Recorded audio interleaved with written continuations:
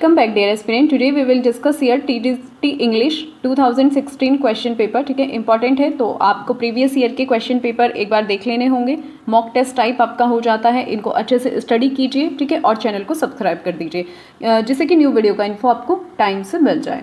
Okay, so question number 1, the art of producing beautiful handwriting is known as. Art of producing बताना है आपको किस माना जाता है ब्यूटीफुल हैंड राइटिंग की. ठीक है, तो यहाँ पर 4 ऑप्शन है: कार्निश, कैलीग्राफी, कोरियोग्राफी और एनेस्थीसिया. कार्निश से मतलब है यहाँ पर वायलेंस, हिंसा, है ना. तो कार्निश तो रॉन्ग हो जाता है. कार्निश यहाँ पर रॉन्ग हो जाता है. नेक्स्ट ऑप्शन देखिए कैलीग्राफी मीन्स होता है beautiful handwriting, art of beautiful handwriting, तो यही राइट हो जाएगा. Producing beautiful handwriting is known as calligraphy. Choreography तो डांस मूवमेंट प्लानिंग से रिलेटेड है, इसलिए ये भी रॉन्ग है. एनेस्थीसिया मेडिकल पेन रिलीफ से रिलेटेड है, ये भी रॉन्ग हो जाता है. Let's move on next question. Much damage and misfortune caused by nature is known as. misfortune, ठीक है, बहुत ज़्यादा डैमेज हो जाना नेचर की वजह से क्या माना जाता है, क्या उस वर्ड के लिए यूज करेंगे. तो आप यहाँ देखिए 4 ऑप्शंस: कैलेमिटी, फैकेट, पेन्यूरी और फर्टिलिटी. कैलेमिटी मीन्स होता है कि जैसे नेचुरल डिजास्टर है ना, या मिसफॉर्च्यून या फिर सडन डैमेज और लॉस. तो ऐसे सेंटेंस के लिए कैलेमिटी वर्ड का यूज किया जाता है. तो राइट आंसर यहाँ पर कैलेमिटी हो जाएगा. अदर वर्ड्स देख लेते हैं. फैकेट का मीन्स होता है एक्सटीरियर अपीयरेंस, है ना, यानी कि बाहरी दिखावा, एक तरह से आप बोल सकते हो. तो ये तो रॉन्ग हो जाता है, exterior appearance.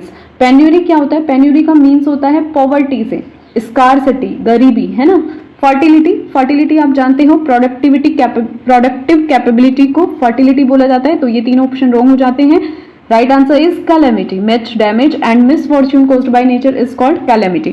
Let's move on next. Fill in the blanks with the antonym of the underlined word in each of the following sentence. यहाँ पर आपके पास sentence है, ठीक है. यहाँ पर जो word underline है उसका आपको antonym बताना है. So first is they give more importance to material rather than dash advancement. ठीक है, इसका मटीरियल अंडरलाइन है तो इसका एंटोनिम जस्ट यहाँ पर आएगा. अब हम इनके मीनिंग देख लेते हैं. इंटेलेक्चुअल बौद्धिकता होता है, स्पिरिचुअल जो स्पिरिट से जुड़ा हुआ, इमोशनल आप जानते हो, ठीक है, लेकिन ये एंटोनिम नहीं होगा. वर्डली है ना, मटेरियल के सिनोनिम है ये तो वर्डली. तो यहाँ पर देखिए इंटेलेक्चुअल होता है बौद्धिक, स्पिरिचुअल होता है स्पिरिट से जुड़ा हुआ, स्पिरिट ओरिएंटेड, तो यही राइट होगा material. So right answer is they give more importance to material rather than spiritual advance. Honour and dash arise from once own actions. We have 4 options: pleasure, reputation, shame and. Honour इसमें underline word है तो इसका आपको antonym बताना है. Pleasure means तो खुशी होता है, ऑनर से रिलेटेड नहीं है.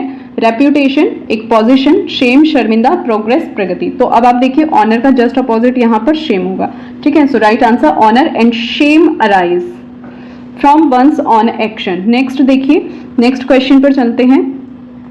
Getting and dash we lay waste our powers. 4 options: crying, spending, sleeping, eating. Getting का मीन्स होता है पाना, क्राइंग रोना, स्पेंडिंग खर्च करना, स्लीपिंग सोना और ईटिंग खाना. तो गेटिंग यानी कि कुछ भी पाना और स्पेंडिंग क्या होता है? एक्सपेंड करना यानी कि खर्च कर देना. ठीक है, तो getting and spending we live waste our powers. Spending. Next question is there is both scarcity. Scarcity क्या होता है? मीन्स किसी भी चीज की कमी, इसका आपको जस्ट अपोजिट बताना है. And dash in the modern world. Deficit, attraction, plenty और टॉलरेशन. डेफिशिट आप जानते हो घाटा वगैरह, अट्रैक्शन आकर्षण, प्लेंटी प्रचुर मात्रा में किसी चीज का होना, टॉलरेशन सहन करना. तो यहाँ पर स्कार्सिटी क्या होता है? किसी भी चीज की कमी होना, और इसका just opposite plenty is the right answer, यानी कि कोई भी चीज प्रचुर मात्रा में होना. There is both scarcity and plenty in the modern world. Next question in the following sentences fill in the blank with appropriate option given below. If he dash I shall write to him.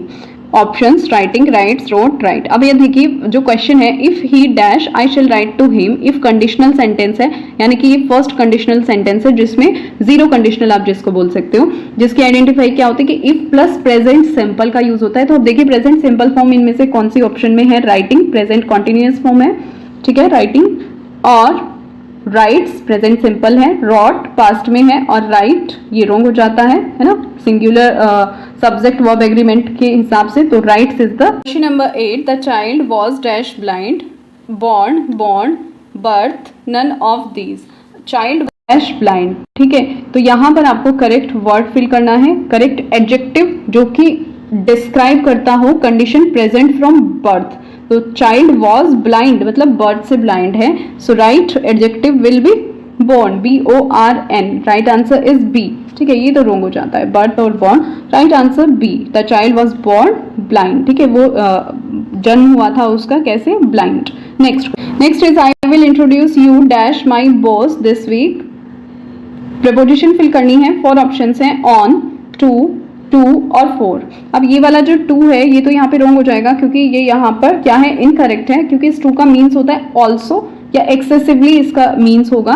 ठीक है, तो ये यहाँ पर wrong हो जाता है, इसका कोई सेंस यहाँ नहीं है। I will introduce you dash my boss this week, कि इस वीक मैं तुम्हें अपने बॉस से इंट्रोड्यूस कराऊंगा। So choose correct preposition. On और 4 तो करेक्ट इनकरेक्ट हो जाते हैं, 4 तो पर्पस वगैरह के लिए यूज होता है, ऑन भी आप अच्छे से जानते हैं, 2 का यूज होगा। ठीक है, two is the right answer. Preposition 2 का यूज किया जाता है किसी से भी इंट्रोडक्शन जब करानी हो, इंट्रोड्यूस कराने के लिए प्रपोजिशन 2 का यूज होता है। So correct answer 2, I will introduce you to my boss this week. Next, art is not an activity associated dash leisure, 4 options, by, with, in, for. बताइए कौन सी करेक्ट प्रपोजिशन यहाँ पर use होगी। तो associated है ना, associated takes with, ये क्योंकि ये एक इडियोमेटिक एक्सप्रेशन है जो कि किसी एक कनेक्शन को शो करने के लिए यूज होता है, तो एसोसिएटेड विद का यूज होगा। Art is not an activity associated with leisure. ठीक है, ये एसोसिएटेड विद का मतलब होता है कि किसी भी चीज से कनेक्टेड, या फिर आप बोल सकते हो related to, associated with leisure. जो अदर ऑप्शंस हैं वो रॉन्ग हो जाते हैं क्योंकि ये एक इडियोमेटिक एक्सप्रेशन है। Next question, these observations do not conform dash any law. तो कॉन्फर्म का मीन्स होता है कि मीन्स किसी भी चीज को कंप्लाई करना या एक स्टैंडर्ड को एडर करना, है ना। तो ये भी एक इडियोमेटिक एक्सप्रेशन की तरह यूज होता है कॉन्फर्म, तो ये अपने साथ लेता है टू, कॉन्फर्म टू। तो these observation do not conform to any law.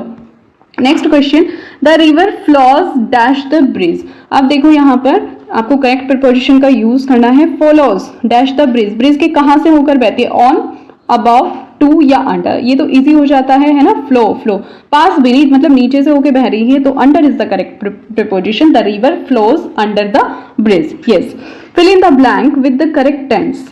I dash my car 3 weeks ago, what, washing, washed, will wash या शेल वॉश। अब देखिए 3 weeks ago यहाँ पर बोला है, ये सो ये सिंपल पास्ट यानी कि action completed in the past. So which one is correct, washing तो इनकरेक्ट हो जाएगा क्योंकि प्रेजेंट कंटिन्यूअस में है। ठीक है, और विल वॉश भी यहाँ पर रॉन्ग हो जाता है, ये भी करेक्ट होगी, वॉश्ड क्योंकि ये पास्ट में है, पास्ट फॉर्म यूज होगी। 3 weeks ago की बात हुई है। Next, Jonathan insisted on dash out, insisted on dash out, तो यहाँ पर आपको करेक्ट जो वर्ब है वो फिल करनी है, गो, गोइंग, गॉन, हैविंग गॉन। अब देखिए यहाँ पर इंसिस्टेड ऑन जो है वो फॉलो करता है किसको, जेरेंट को। जेरेंट का मतलब मीन्स वर्ब के साथ आईएनजी यानी कि going, gerund ING form use करेगा। ग्रामर रूल क्या होते हैं कि वर्ब की आईएनजी यानी कि प्रपोजिशन के बाद अगर आप वर्ब लिख रहे हो तो उसमें आईएनजी लगाते हैं यानी कि जेरेंट फॉर्म यूज होती है। ठीक है, he was prevented from dash in the class, ये इजी हो जाता है, प्रिवेंटेड फ्रॉम।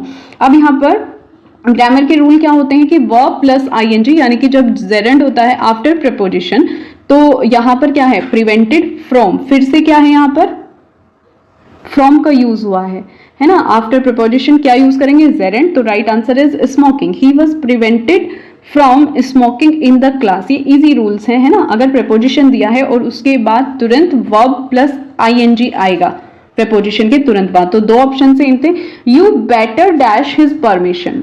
अब देखिए यहाँ पर हमारे पास 4 ऑप्शन हैं, better, which one is correct, seeking, seek to have sought. अब यहाँ पर किस तरह का ये सेंटेंस है कि you better seek, imperative mood है या फिर एडवाइस देने वाला मूड यहाँ पर शो किया है। और जब इस तरह का मूड शो करते हैं इंपैरेटिव टाइप तो base verb form for commands and advice के लिए यूज करते हैं। ठीक है, तो अब आप यहाँ देखिए कि क्या दिया है, इंस्ट्रक्शंस फॉर्म में है, इंपैरेटिव मूड है, तो you better seek his permission का यूज होगा, सीक इज द करेक्ट, ठीक है। बेस वर्ब का यूज करते हैं कमांड्स और एडवाइस के लिए। अदर तो ऑप्शन रॉन्ग हो जाते हैं क्योंकि ये तो कॉन्टिन्यूअस फॉर्म में है ना, इन्फिनेटिव है, ये भी रॉन्ग हो जाता है, तो सीक का यूज होगा, बेस फॉर्म जो होती है वर्ब की, ठीक है, जब एडवाइस के कॉन्टेक्स्ट में बात हो रही हो। Next is she was seen dash the house, she was seen dash the house.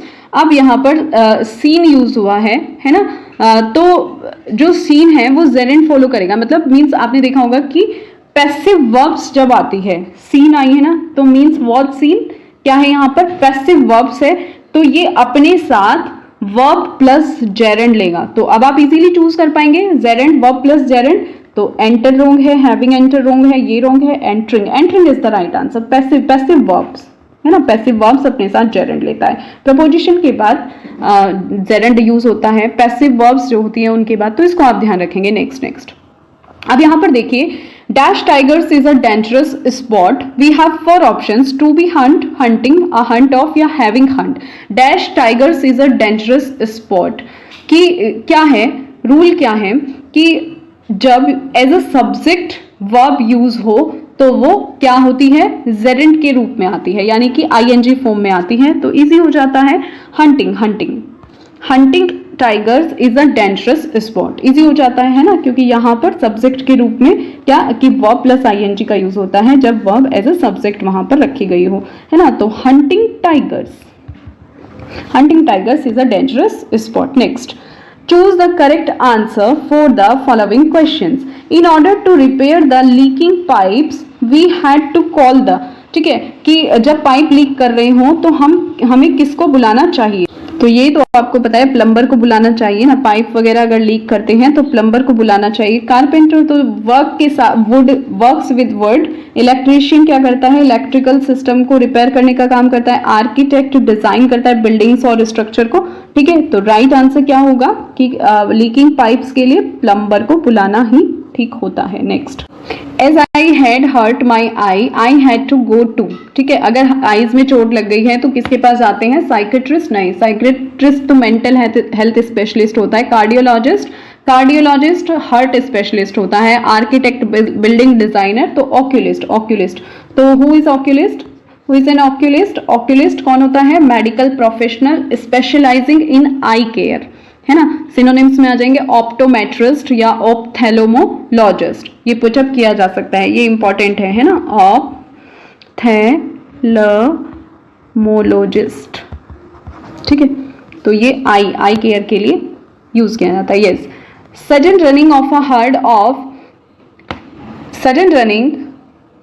Heard of intent animals is what is called, ठीक है, फ्री टेंड होगा ये।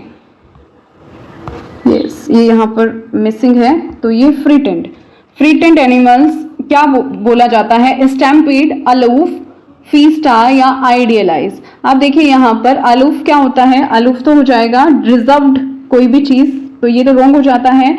फीस्टा सेलिब्रेशन और पार्टी। आइडियलिस्ट क्या होता है, कोई भी चीज परफेक्ट वे में होना। सो राइट आंसर स्टैम्पीड का मीन्स होता है कि sudden panic movement of animals, तो यही राइट होगा। Sudden running of a herd of frightened animals is called stampede. A nap after lunch is called, ये तो इजी है, इसको तो हम क्लास में भी डिस्कस कर चुके हैं। A nap after lunch is called what is called, idealise तो परफेक्ट के लिए यूज होता है, ठीक है। बैरियो क्या होता है, नेबरहुड या डिस्ट्रिक्ट, ये रॉन्ग हो जाता है। स्लीप वॉकिंग, नींद में चलना, siesta. A nap after lunch is called is siesta, so right answer is C. Change the following sentence into passive voice, active passive पर फोकस करना है। बहुत सारे क्वेश्चंस एक्टिव पैसिव से पुटअप किए जाते हैं। So next question is they have not stamped the letter, passive voice में आपको बदलना है। 4 ऑप्शंस हैं, the letter isn't stamped, they stamped not the letter has not been stamped, the letter has been stamped। ये ध्यान रखना होता है एक्टिव से पैसिव बनाते समय आपको कि जो सब्जेक्ट है और ऑब्जेक्ट है, सबसे पहले एक्टिव सेंटेंस में उसको आइडेंटिफाई करना होता है। अब पोजीशन को स्वैप करना होता है, means make the object the new subject, ठीक है। तो अब देखो they have not stamped the letter, तो आप देखो यहाँ पर आपको आइडेंटिफाई करना है सब्जेक्ट और ऑब्जेक्ट को, तो क्या हो जाएगा द लेटर। तो तो यहाँ पर 3 ऑप्शन में द लेटर है, इसलिए बी यहाँ पर कट हो जाता है, ठीक है। द लेटर, अब यहाँ पर जो वर्ब है वो पैसिव फॉर्म यानी कि बी प्लस पास्ट पार्टिसिपल में हम चेंज कर लेंगे और बाय ऐड कर देंगे ओरिजिनल जो डूअर है, ठीक है, उससे। अब देखो यहाँ पर कि B plus past participle correct form कहाँ पर देखने को मिलती है, इजंट है, हैव नॉट है, तो इसी के अकॉर्डिंग चेंज होगा, तो ये रॉन्ग हो जाता है। The letter has not been stamped और हैज बीन स्टैम्प्ड, अब ये नॉट में है तो आंसर भी इसी फॉर्म में होगा, तो ये कट हो जाता है, सी करेक्ट होगा। The letter has not been stamped, past participle B plus past participle का यहाँ पर यूज हुआ है, ठीक है, और ऑब्जेक्ट से न्यू सब्जेक्ट यहाँ पर चेंज किया है, तो correct option is C, the letter has not been stamped. बस ये ध्यान रखना है B plus past participle form का, ठीक है। Next, a Japanese firm makes these television sets. A Japanese firms, तो 4 ऑप्शंस हैं। अब पहले सब्जेक्ट और ऑब्जेक्ट को आइडेंटिफाई करना होता है वहां पर, ठीक है। अब देखो, television sets make these Japanese firm, these television sets are made by a Japanese firm, these are Japanese made television sets, या नन ऑफ दीज, कोई भी नहीं, ऐसा भी हो सकता है, ठीक है। अगर रूल्स अच्छे से पता है तो इजीली आप इसको फाइंड कर पाओगे। सो यहाँ पर देखो पैसिव वॉइस में एम्फेसाइज क्या कर रहे हैं, प्रोडक्ट टेलीविजन सेट्स को मैन्युफैक्चरर के ऊपर आइडेंटिफाई करो और इजीली अपना रख लो। सबसे पहले क्या करते हैं, सब्जेक्ट और ऑब्जेक्ट को आइडेंटिफाई करके उनकी पोजीशन स्वैप करते हैं, तो दीज टेलीविजन सेट्स यहाँ पर क्या है एज ए सब्जेक्ट, तो देखो दीज टेलीविजन सेट्स। अब यहाँ पर करेक्ट तो इसमें भी रॉन्ग है, इसमें भी रॉन्ग है, और ये तो हट ही जाता है, इसमें है दीज टेलीविजन सेट्स, पर ये ध्यान से देखो कि इसमें क्या करेक्ट फॉर्म का यूज हुआ है, जापानीज फॉर्म मेक्स, तो प्रेजेंट इंडेफिनिट का यूज हुआ है, उसी के अकॉर्डिंग वर्ब आर मेड, ठीक है, बी प्लस पास्ट पार्टिसिपल का यूज हुआ है, तो यही करेक्ट होगा, बी ऑप्शन ही करेक्ट होगा। Next, nobody has used this room for ages. अब आप इजीली इसको आइडेंटिफाई कर सकते हो, ठीक है। सबसे पहले आपको क्या यहाँ पर आइडेंटिफाई करना है, सब्जेक्ट और ऑब्जेक्ट को आइडेंटिफाई करना है, ठीक है। तो क्या है, nobody has used this room for ages. अब इसमें क्या है, सब्जेक्ट पहले आइडेंटिफाई करो, उनकी पोजीशन यहाँ पर स्वैप करनी है, दिस रूम, ठीक है। अब देखो 2 सेंटेंस यहाँ पर ऐसे ही कट हो जाते हैं, क्योंकि यहाँ पर हमें एज अ सब्जेक्ट वो यूज करने हैं, तो 2 में है दिस रूम। सेंटेंस के स्ट्रक्चर देखो, नोबडी है ना, तो पैसिव वॉइस क्या है, यूजर पर फोकस करेगी, नोबडी टू द रूम, नहीं है टू द रूम, तो जो बी ऑप्शन है देखो, this room has been used for ages, तो इसमें तो निगेटिव वाली कोई सेंस ही नहीं है, ये कट हो जाता है। अब इसको ध्यान से देखो, यही ठीक होगा, this room has not been, ठीक है, B plus past participle form का यूज हुआ है, यस, और यही आंसर राइट होगा, yes. Next, we can't repair this lock. Next देखिए, we can't repair this lock, we don't know how to repair this lock, nobody can repair this lock, your lock can be repaired, your lock can't be repaired. आप सबसे पहले वही चीज identify करनी है, ठीक है, जो डूअर है और एक्शन रिसीवर है, यानी कि सब्जेक्ट और ऑब्जेक्ट को आपको इसमें आइडेंटिफाई करना है, and then you choose your answer, ठीक है। तो यहाँ पर सब्जेक्ट क्या है, देखो option A, we don't know how to repair this lock. अब देखो इसमें लैक ऑफ नॉलेज है और ये लॉक की जो कंडीशन है उसे नहीं बता रहा है, तो इसलिए ये तो यहाँ पर इनकरेक्ट हो जाता है, ठीक है। Nobody can repair this lock, ये यहाँ पर जो नोबडी है वो सभी पीपल को जनरलाइज कर रहा है, जबकि ऐसी कोई बात नहीं है, सिर्फ स्पीकर के बारे में बात होनी थी, इसीलिए ये भी कट हो जाता है। ऑप्शन सी देखिए, your lock can be repaired, option C contradict कर रहा है जो ओरिजिनल सेंटेंस है उसको, इसलिए ये भी कट हो जाता है, D is the right answer. Your lock can't be repaired, क्योंकि यहाँ पर क्या है कि we can't repair this lock, है ना, we can't repair this lock, यानी कि दिस लॉक इज इरिपेयरेबल, ये वाली सेंस है, तो the lock can not be fixed, so right answer is D, your lock can't be repaired. Okay, इस तरह से आप आइडेंटिफाई कर सकते हैं। Next, read the following sentence and indicate for each sentence the correct option. So question is, although they are 250 miles apart, they keep in constant contact on the internet। 4 options है, किस type का ये sentence है ये बताना है, simple, complex, compound या none of the above. Identify this.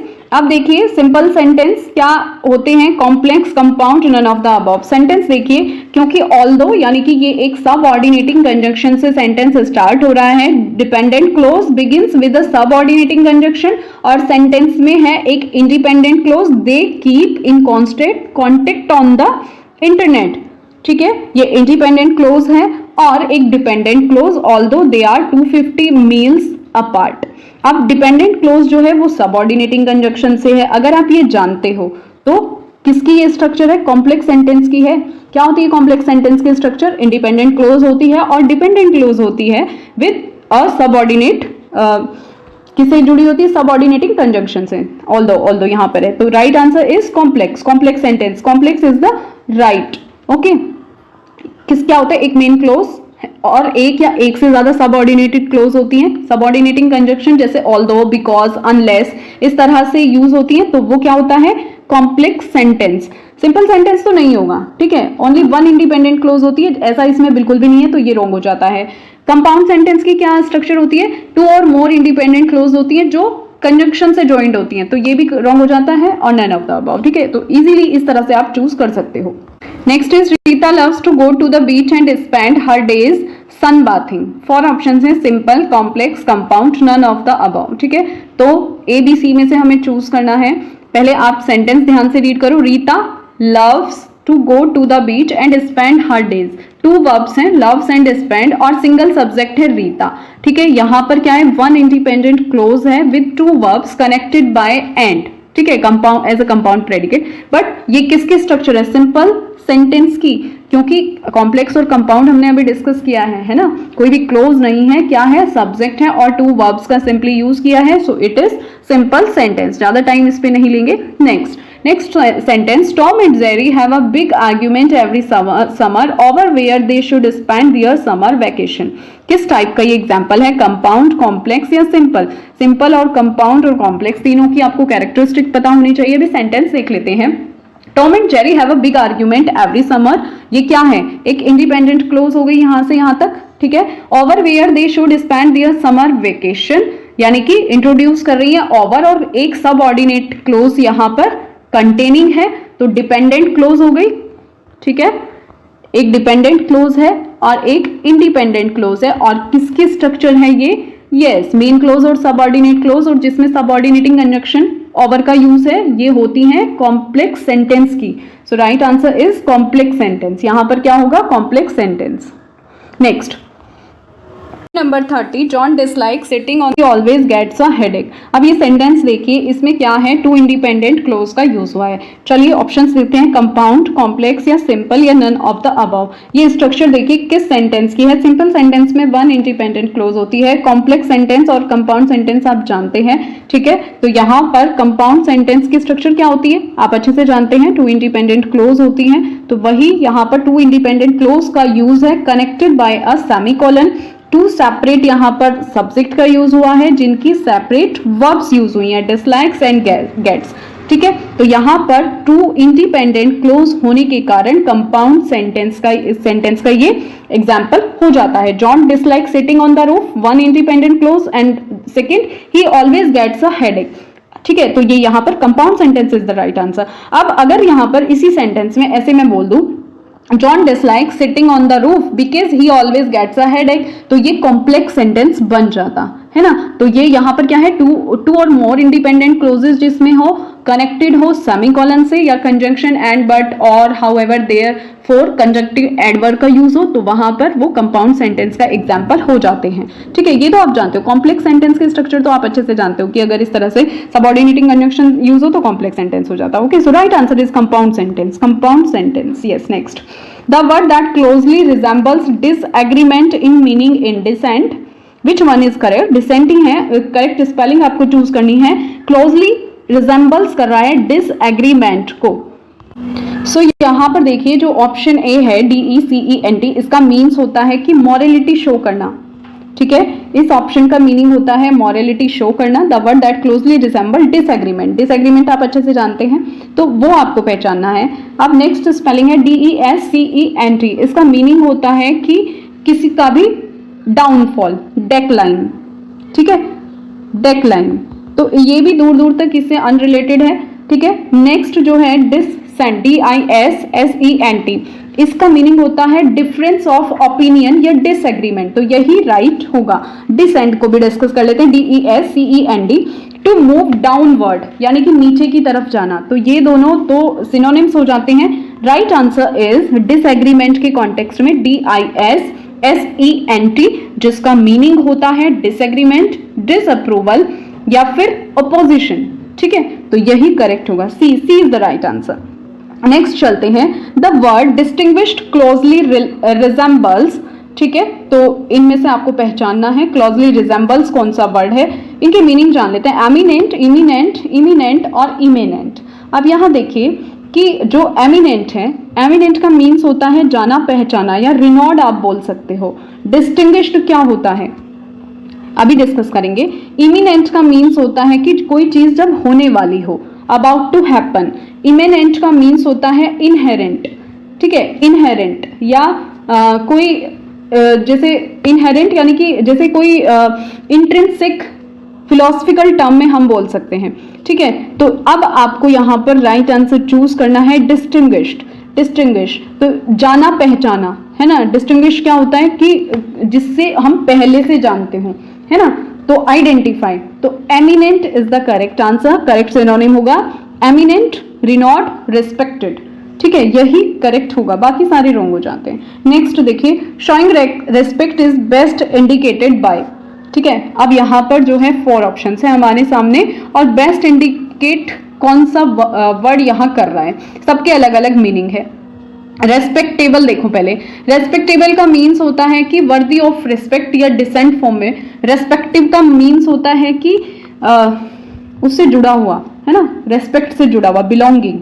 Reception का मतलब होता है कि वेलकम करना किसी को, और रेस्पेक्टेबल वर्दी ऑफ रिस्पेक्ट, तो यहाँ पर रिस्पेक्टफुल, शोइंग रिस्पेक्ट, किसी के प्रति रिस्पेक्ट दिखाना, यानी कि respectful is the right answer. B is the right answer, showing respect. Next, a false idea और इमेज इज नॉन एज। ये तो अच्छे से जानते हैं, बहुत बार डिस्कस भी किया है ना। तो एल्यूजन तो नहीं होगा। एल्यूजन क्यों होगा? एल्यूजन का मीन्स क्या होता है? एल्यूजन मीन्स होता है कि जो इनडायरेक्ट रेफरेंस को दिखाता हो, तो ये कट हो जाता है। इमेजरी आप जानते हो, विविड डिस्क्रिप्शन और मेंटल इमेजेस, तो ये भी कट हो जाता है। Illusion is the right answer. Illusion का मीन्स होता है एक मिसलीडिंग करना या डिसेप्टिव इंप्रेशन डालना, मिसकंसेप्शन कहीं पर हो जाना, या फैंटेसी या फिर इल्यूजन। तो फॉल्स आइडिया और image is known as illusion. Illusion is the right answer. What is the correct spelling? Choose correct spelling. Easy है, एड्रेस की आपको करेक्ट स्पेलिंग चूज करनी है, ज्यादा टाइम इसमें नहीं लेंगे। ए एड्रेस, यही करेक्ट हो जाती है और पढ़ने की जरूरत नहीं है। ठीक है, next, select the correctly punctuated sentence in this group. तो सेंटेंस रीड करते हैं और आपको इसमें करेक्ट पंक्चुएटेड सेंटेंस पहचानना है। My favourite teacher who just happens to be my uncle retired from the university last summer. अब इस सेंटेंस को देखिए ध्यान से। माई फेवरेट टीचर का यहाँ बोला है ना, माई फेवरेट टीचर, और उसके बाद यहाँ पर क्या दिया है, एक कोमे का यूज है। Who just happens to be my uncle retired from the university last summer. B option, B तो इनकरेक्ट हो जाता है क्योंकि पहले ही माई फेवरेट टीचर, क्योंकि यहाँ पर माई फेवरेट टीचर क्या है, एक मेन सब्जेक्ट है, और आप अच्छे से जानते हैं कि एक मेन सब्जेक्ट के बाद जब सेकंड जो यहाँ पर एडिशनल इंफॉर्मेशन दी गई है किसी के बारे में, किसके बारे में, favourite teacher who just happens to be my uncle. ठीक है, तो ये क्या है, ये एडिशनल इंफॉर्मेशन यहाँ सेंटेंस के बारे में दी गई है, तो कोमा यहाँ पर यूज किया है, तो ये करेक्ट है। फिर retired from the university last summer, तो मेन प्रेडिकेट है और बहुत ही अच्छे से कोमा लगाकर यूज किया गया है, तो यही राइट हो जाता है। ये तो रॉन्ग है क्योंकि ये तो यहाँ पर कोमा ही नहीं है, यहाँ पर दूसरी एडिशनल इंफॉर्मेशन बिना कोमे के दे दिए, तो ये तो रॉन्ग हो जाता है। ठीक है, तो A is the right answer of this question 36। Other option भी चेक कर लेते। माई फेवरेट टीचर, ठीक है, यहाँ तक सही है, ये सही कोमा का यूज है। Who just happens to be my uncle, ये एडिशनल इन्फॉर्मेशन दी है, लेकिन उसके बाद सीधा retired from the university last summer, ये तो कट हो जाता है। और नेक्स्ट देखिए माई फेवरेट टीचर, और इस तरह से कोमे का यूज है, तो ये तो रॉन्ग है, रॉन्ग स्ट्रक्चर है। Next is select the correctly punctuated sentence in this group. Mary has offered to coach the team this year, however the competition for the job is intense. अब देखिए ये जो सेंटेंस है इसमें, Mary has offered to coach the team this year, ठीक है। However means यहाँ पर इन्होंने कंजंक्टिव एडवर्ब का यूज किया है, और जब कंजंक्टिव एडवर्ब का यूज किया जाता है तो कोमा प्लेस किया जाता है बिफोर अ एडवर्ब, ठीक है, बिफोर एन एडवर्ब। अब यहाँ पर कंजंक्टिव एडवर्ब हाउएवर है ना। कैसे एग्जाम्पल देखो, हाउएवर, देयरफॉर या दस, इस तरह के वर्ड जहां यूज होते हैं वो एग्जाम्पल होते हैं कंजंक्टिव एडवर्ब का। तो यहाँ पर देखो कोमा प्लेस किया हुआ है, ओके, तो ये राइट है, ठीक है। The competition for the job is instance, यही करेक्ट है। दूसरा सेकंड ऑप्शन हमें देखने की जरूरत नहीं है, क्योंकि अगर हमने पंक्चुएशन रूल्स अच्छे से पढ़े हैं तो अदर हमें देखने की जरूरत नहीं है, ठीक है। इनकरेक्ट ऑप्शन हो जाता है Mary has offered to coach, ये तो सेम है ही। तो नेक्स्ट देखिए, Mary has offered to coach the team this year, how, इसमें तो यहाँ पर कोमा मिसप्लेस है तो ये तो रॉन्ग हो जाता है। Mary has offered to coach, अब यहाँ पर कोमा ऐड कर दिया है तो ये भी रॉन्ग हो जाता है, ठीक है। So A is the correct answer. Next, the dictionary meaning of a word is called annotation, connotation, denotation या डिग्रेशन। अब यहाँ पर देखिए, एनोटेट करना यानी कि लिखना, एनोटेशन, कॉनोटेशन। कॉनोटेशन का मीन्स क्या होता है कि कोई भी मीनिंग इम्प्लाइड और associated meaning beyond dictionary definition, तो ये तो कॉनोटेशन तो यहाँ पर कट हो जाता है, ठीक है। सो राइट इज कॉनोटेशन, यहाँ पर कट हो जाता है। Right answer is denotation. Denotation का मीन्स होता है the dictionary meaning of a word is called denotation, तो यही राइट हो जाता है। सी इज द राइट आंसर। अब आप देखिए, डिनोटेशन को बोलते हैं dictionary definition of a word, ठीक है, तो यही राइट यहां पर हो जाएगा। नेक्स्ट चलते हैं, ellipsis refers to, yes, ellipsis refers to omission of words, addition of words, mixing of words या none of these। एलिप्सिस का ये रेटोरिकल डिवाइस है और इसका मतलब होता है कि ओमिशन होना, जो वर्ड्स हैं उनका ओमिशन होना यानी कि उनका कम होना, ठीक है, यानी कि उनका घट जाना, तो यही ellipsis refers to omission of words. First A is the right answer. जैसे एग्जाम्पल से समझते हैं, जैसे हम बोलेंगे कि हम जैसे बोल रहे हैं अपनी मोम को, आई लव यू मोम, ठीक है, तो इस तरह से बोल रहे हैं, तो इस तरह से भी बोल सकते हैं, है ना, ये हमारा जो है इफेक्शन का तरीका है अपनी मम्मा को दिखाने का, तो हम इस तरह से भी बोल सकते हैं, I love you my dear mom. तो ये जो माई डियर है यहाँ पर क्या है, ओमिटेड है, वर्ड्स ओमिटेड हैं, ठीक है, माई डियर मोम, माई डियर मोम, यानी कि हम अपनी प्यारी माँ को बोल रहे हैं, अफेक्शन दिखा रहे हैं। तो in softer sounding words to abundance, तो ये क्या कहलाता है, यूफेमिज्म कहलाएगा। एसोनेंस तो कट हो जाता है, ये आप अच्छे से जानते हैं, ये रॉन्ग है, ये भी रॉन्ग हो जाता है। Euphemism is the right answer. Euphemism का मीन्स होता है कि जो हार्शनेस है उसको अवॉइड करके सॉफ्ट साउंड को यूज करना। Next, 7 line stanza used by medieval poets is known as. 7 line stanza जो कि मिडिवल पोएट्स के द्वारा यूज किया गया था, ये आप अच्छे से जानते हैं। ट्रेजा रीमा नहीं, rhyme royal, tetrameter, internal rhyme, तो इंटरनल राइम कट हो जाता है। टेट्रा रीमा भी आप जानते हैं, टेट्रामीटर जहां पर 4 क्वाड्रेंट्स का यूज होता है। राइम रॉयल में 7 लाइन स्टैंजा जो कि मिडिवल पोएट्स के द्वारा यूज किया गया, ठीक है, rhyme royal is the right answer. Next, elegies and sonnets are 2 types of, किसके टाइप है, एलिजीज एंड सोनेट। एलिजीज क्या होता है, मोurnful पोएम, ठीक है। सोनेट 14 लाइन पोएम जो कि एम्बिक पेंटामीटर में लिखी जाती है, तो ये एग्जाम्पल किसका है, एसेज, फिक्शन, बायोग्राफीज या पोएम्स, तो ये पोएम्स का एग्जाम्पल हो जाते हैं। In literature point of view refers to who the main character is, या when and where the story take place, who is telling the story, या the obstacle the main character must overcome. तो ये आपको बताना है कि point of view refers to, so in literature point of view refers to who is telling the story is the right answer। who is telling the story इसको समझते हैं। Literature में जो पॉइंट ऑफ व्यू है यानी कि POV, ये refer करता है कि who is telling the story, ठीक है, यानी कि जो फर्स्ट पर्सन है, narrator and the protagonist same person है, और नैरेटर यूज करता है जब आई और मी को, ठीक है, तो फर्स्ट पर्सन, सेकेंड पर्सन जब पॉइंट ऑफ व्यू रेयर और डिफिकल्ट हो, ठीक है। थर्ड पर्सन कब यूज किया जाता है, जब नैरेटर इज ऑफ पेज हो और tells the story about the characters, तो तब क्या यूज किया जाता है, ऑफ पेज, है ना, थर्ड पर्सन का यूज करता है। ही और शी। और protagonist is the point of view character जिसमें जो रीडर है वो स्टोरी को एक्सपीरियंस करता है अपनी आंखों से, तो ये होता है पॉइंट ऑफ व्यू, POV, जिसके ये डिफरेंट पार्ट हैं, POV, ठीक है। इसमें फर्स्ट पर्सन यानी कि जो नैरेटर है आई मी का यूज करते हुए बोलता है, प्रोटैगनिस्ट और नैरेटर सेम पर्सन होते हैं, और आई मी वहां पर देखने को मिलेगा यानी कि फर्स्ट पर्सन का यूज कर रहे हैं। सेकंड पर्सन जब जो पॉइंट ऑफ व्यू रेयर हो, है ना, डिफिकल्ट हो, तो सेकंड पर्सन का यूज किया जाता है, यानी कि यू और योर जैसे जो वर्ड्स हैं उनका यूज करेगा। थर्ड पर्सन ही, है ना, तो the narrator is of page और स्टोरी बता रहा है कैरेक्टर के बारे में, तो वहां पर थर्ड पर्सन का यूज करता है। और protagonist is the point of view character and the reader experience करते हैं अपनी आंखों से उस स्टोरी को। तो point of view refers to which is correct, who the main character is, नहीं ये तो यहाँ पर रोंग हो जाएगा। When and where the story, no, इसका भी who is telling the story. Point of view का मीन्स है कि स्टोरी कौन बता रहा है।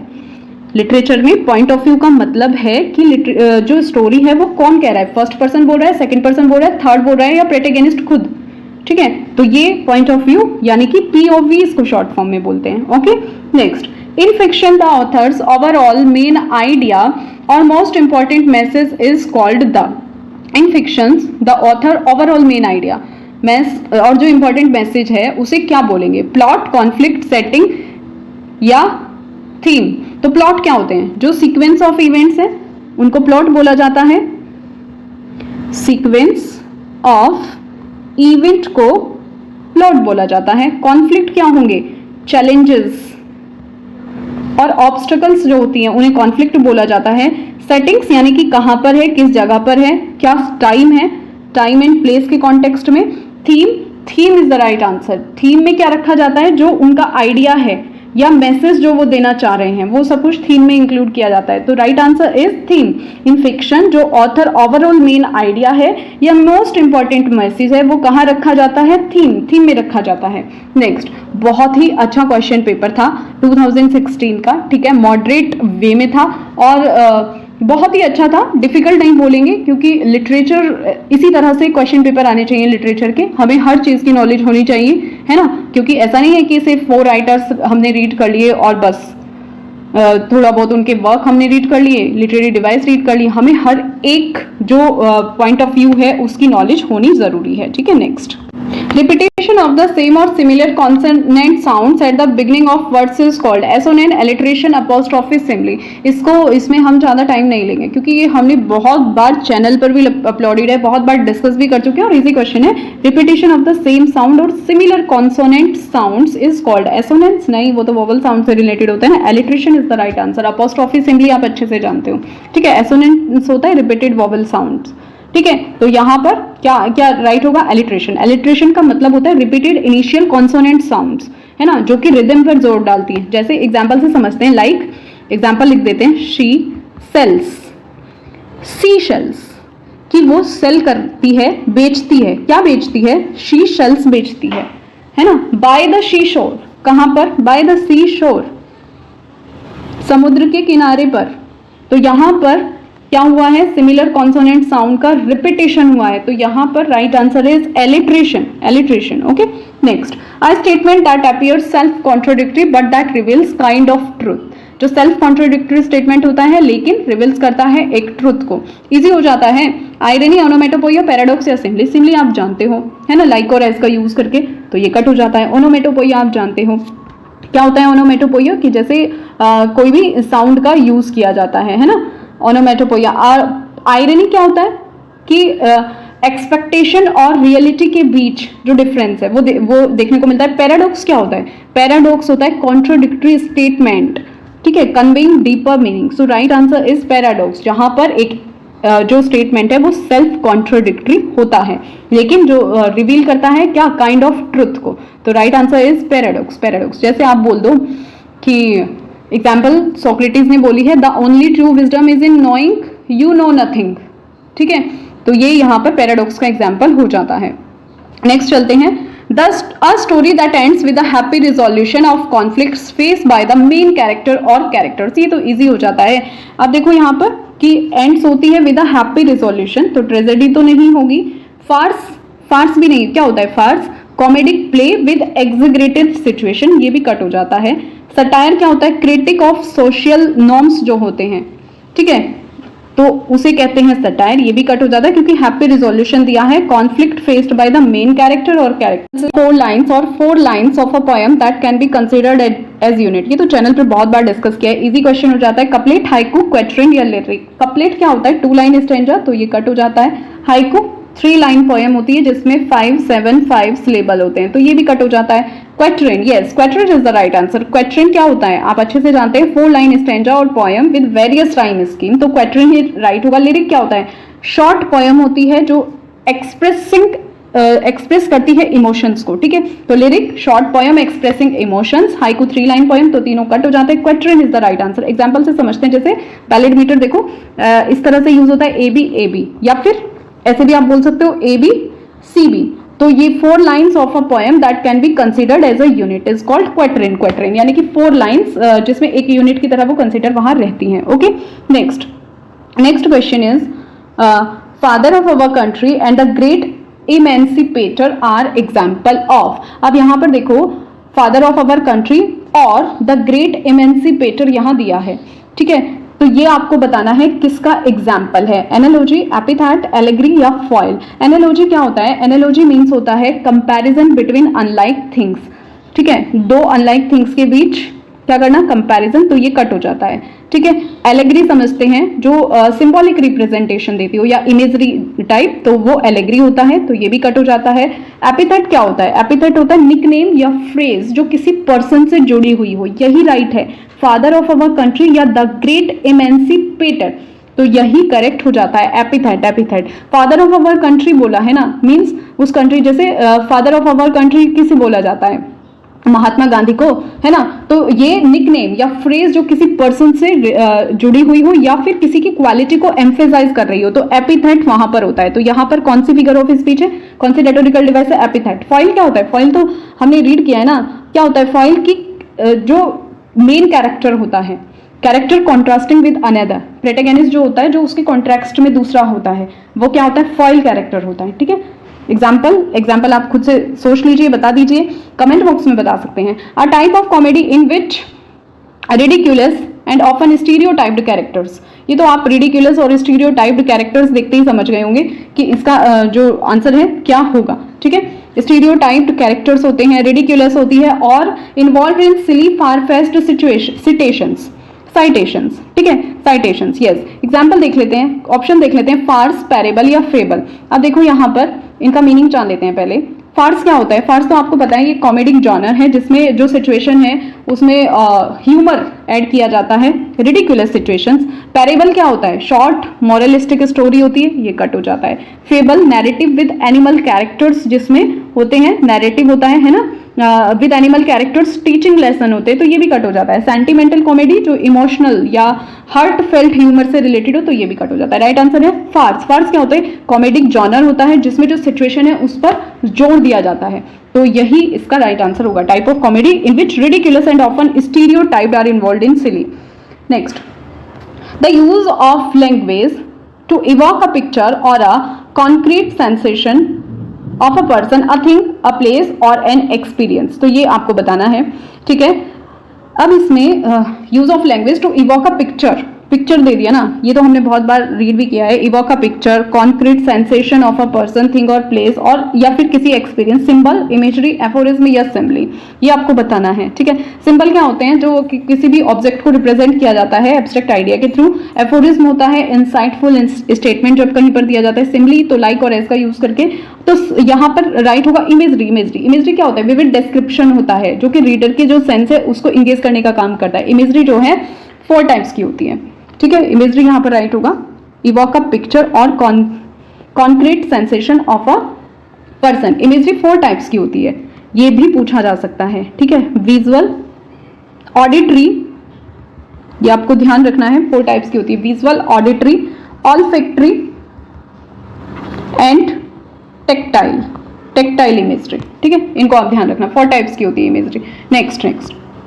नेक्स्ट क्वेश्चन है statement that says less than what is meant, means वो बोलना जो उसका मीनिंग है उससे बहुत ही कम बोलना। एम्बिग्विटी, ऑक्सीमोरॉन, अंडरस्टेटमेंट या लिटोट, तो यहाँ पर करेक्ट चूज करना है। वैसे लिटोट भी सिमिलर है, बट लिटोट का मतलब होता है स्पेसिफिक टाइप ऑफ अंडरस्टेटमेंट जिसमें डबल नेगेटिव्स यूज किए जाते हैं, जैसे he is not the brightest bulb, की मीन्स वो ज्यादा इंटेलिजेंट नहीं है।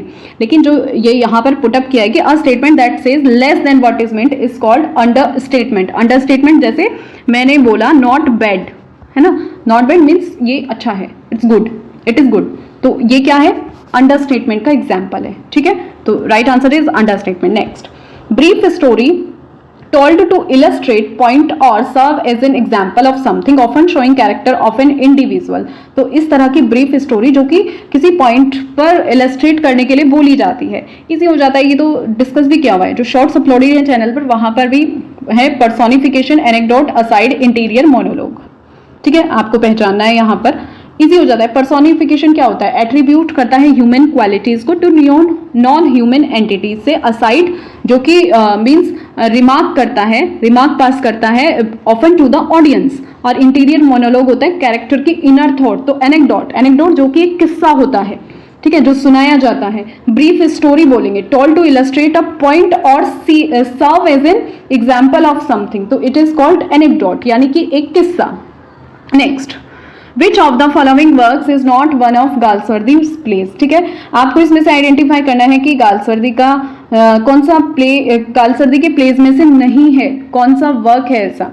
ठीक है, तो यहाँ पर the silver box, stripe, justice या द सिल्वर स्पून. इजी हो जाता है. The silver spoon is the right answer, है ना. द सिल्वर स्पून ही उनका कोई प्ले नहीं है. सिल्वर बॉक्स 1906 में आया हुआ प्ले है. स्ट्राइप 1909 में आया था. और जस्टिस तो फेमस है, 1910 में आया था. नोटेबल प्ले उनका माना जाता है. Next question, dash is the main theme of most of Galsworthy's plays. Sorry, तो मोस्ट ऑफ गालस्वर्दीज प्लेज की आपको मेन थीम यहाँ पर बतानी है. Family history, fraternity, social problems of this time या रोमांस. तो यहाँ पर गालस्वर्दी के जो प्लेज थे उसमें सोशलिटी को लेकर बहुत ज्यादा उन्होंने लिखा है, सोशल प्रॉब्लम्स के बारे में लिखा है. तो C is the right answer. Next, John Galsworthy style is remarkable for. उनका जो स्टाइल है वो जाना जाता है, किसके लिए जाना जाता है ना, रिमार्केबल फॉर. तो its strength and elasticity, powerful sweep, brilliant illustration, deep psychological analysis, all of the above. तो इसमें तो right all of the above हो जाता है. ये सभी क्वालिटीज उनके प्लेस में हमें देखने को मिलती हैं, उनके स्टाइल में देखने को मिलती हैं. Which of the following does not belong to Galsworthy's 3 trilogies. ये अगेन इजी क्वेश्चन है. उनकी 3 ट्रायलॉजी में से कौन सा इनमें से नहीं है वो आपको पहचानना है. The man of property, the 4 style saga, a modern comedy, the end of chapter. तो इजी हो जाता है. ठीक है, तो यहाँ पर बीवी, तो 4 स्टाइल सागा ये तो नहीं है ना, यही रॉन्ग हो जाता है. 3 ट्रायलॉजी, मैन ऑफ प्रॉपर्टी है, मॉडर्न कॉमेडी है, एंड ऑफ द चैप्टर है. Yes. Next, which of the following writers did not win the Nobel Prize for literature. ये आपको आइडेंटिफाई करना है कि इनमें से किस राइटर ने नोबेल प्राइज लिटरेचर के लिए नहीं विन किया. सो इनमें से कौन से ऐसे राइटर हैं जिन्होंने नोबेल प्राइज फॉर लिटरेचर नहीं विन किया. तो ये हो जाते हैं जेम्स जॉयस. ठीक है, इन सबको मिला है. GB Shaw, John Galsworthy, WB. Yeats, इन सबको मिला है. तो जेम्स जॉयस जो हैं इन्होंने ही नोबेल प्राइज लिटरेचर के लिए नहीं विन किया. जीबी शॉ ने 1925 में, ठीक है, गालस्वर्दी आप अच्छे से जानते हो 1932 में, और डब्ल्यू.बी. येट्स को 1923 में नोबेल प्राइज मिला है. Next, John Galsworthy was born in the year. देखो सिंपली बायोग्राफी से क्वेश्चन पूछ लिया कि किस ईयर में उनका जन्म हुआ था. 1873, 67, 1865 या 1890. तो 1867 में उनका जन्म हुआ था. When was John Milton born? Easy question हो जाता है. जॉन मिल्टन का जन्म कब हुआ था? सिंपली उठा के बायोग्राफी से क्वेश्चन यहाँ पर पुटअप कर लिया गया है. ठीक है, तो बताइए. तो जॉन मिल्टन का जो जन्म है वो 9 दिसंबर 1608 में हुआ था. Next question, where was John Milton born? Bristol, Yorkshire, Liverpool या लंदन. लंदन में उनका जन्म हुआ था. Bread Street, Cheapside, London. London is the right answer. ठीक है, इसको आप ध्यान रखेंगे. लंदन में उनका जन्म हुआ था. In whose memory did John Milton write methought I saw my late espoused saint. ठीक है, किसकी मेमोरी में उन्होंने ये लिखा था? ये तो इजी हो जाता है. ये तो बार बार हमने रीड किया है. अपनी वाइफ जो चाइल्ड बर्थ के ड्यूरिंग उनकी डेथ हो जाती है, कैथरीन वुडकॉक, उनकी मेमोरी में उन्होंने ये लिखा है, methought I saw my late espoused saint. ठीक है, बाकी के क्वेश्चन नेक्स्ट सीरीज में हम डिस्कस करेंगे, नेक्स्ट पार्ट में. ठीक है, अपनी जो है प्रिपरेशन अच्छे से करते रहिए. नेट पर बहुत सारे क्वेश्चन रॉन्ग दिए गए हैं, अच्छे से एक्सप्लेनेशन रीड कीजिए और चैनल को सब्सक्राइब कर दीजिए. कोई भी न्यू इन्फो चैनल के रिगार्डिंग आपको मिल जाएगी. लाइव क्लास अगेन स्टार्ट होंगी. पहले सारे प्रीवियस जो ईयर के क्वेश्चन पेपर हैं उनको यहाँ पर अपलोड किया जाएगा. उसके बाद हम लाइव क्लासेस लेने स्टार्ट करेंगे, क्योंकि एग्जाम आपका अगर कभी भी डिक्लेयर होता है तो ईजी रहेगा आपको अपनी प्रैक्टिस करने में. ठीक है, ओके, मिलते हैं नेक्स्ट क्लास में. Till then have a good day.